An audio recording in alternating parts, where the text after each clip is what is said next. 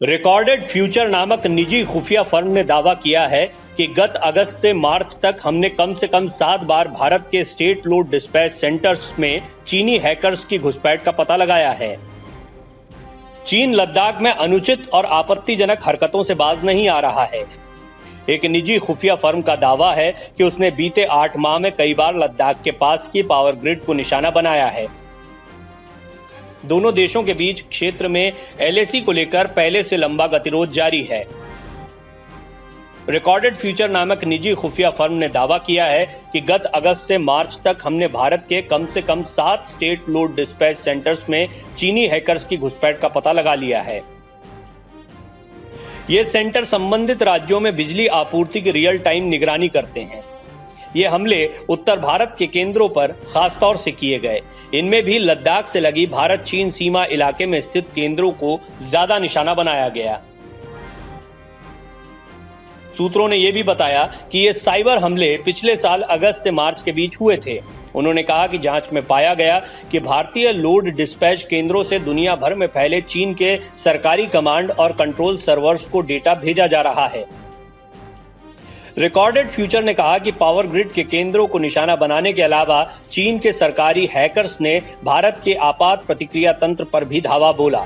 Firm ने यह भी कहा है कि उसने ये रिपोर्ट जारी करने से पहले अपने निष्कर्षों के बारे में केंद्र सरकार को सतर्क कर दिया था।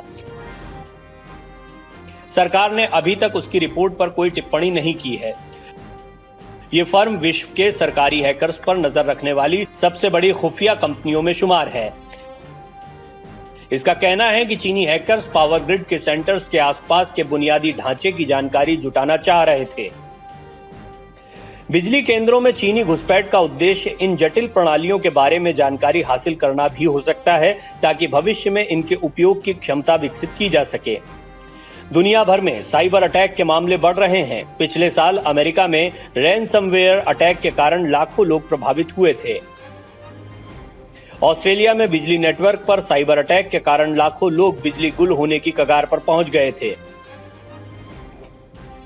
रिकॉर्डेड फ्यूचर का कहना है कि पिछले साल फरवरी में उसने 10 अलग अलग भारतीय संगठनों के सिस्टम पर साइबर हमले की सूचना दी थी।